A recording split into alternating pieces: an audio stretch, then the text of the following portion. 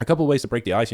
I'm not wearing them right now, but usually I have a shirt pins on. I have one with the Christian flag on it, and so that really breaks the ice, because I've had so many people ask me, hey, what's that? What's the shirt pins about? You know what I mean? And that's just a way to get people kind of talking about spiritual things, about the Bible, about the gospel, about God in general, and then you can pivot into the gospel that way. Starting to speak to them about something that's spiritual in nature, whenever it's not a spiritual conversation. So you're talking about what kind of clothes you're wearing or something like that. We were talking about it earlier, and just saying like, yeah, like I love to wear this at church, and then it just kind of like rolls up into a spiritual conversation, and then you can kind of pivot into a question or a statement about like, what do they believe? You know what I mean? And they're going to give you anything that they give you. It doesn't matter what they give you, but they're going to tell you their peace of mind, right? And then I'll tell them like, okay, can I tell you what I think?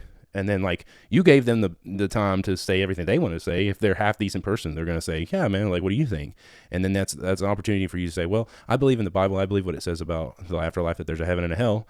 And then you say, let's just assume that the Bible is true, because the Bible is the best-selling book in the world. So it holds weight. There's a weight there. And so if it's not an insane thing to say, hey, let's assume for a minute that what the Bible says is true.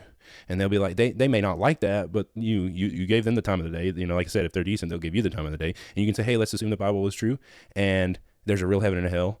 And do you think that you're good enough to go to heaven? And bam, now you're going through the way of the master. I mean, because then they'll say, oh yeah, I think I'm good enough. I've never murder nobody, never hurt nobody too bad. And then you say, okay, and you go through the law with them. So then you can barrel right down through the way of the master and through the whole gospel presentation. And then, you've shared the gospel. There you go. Bam.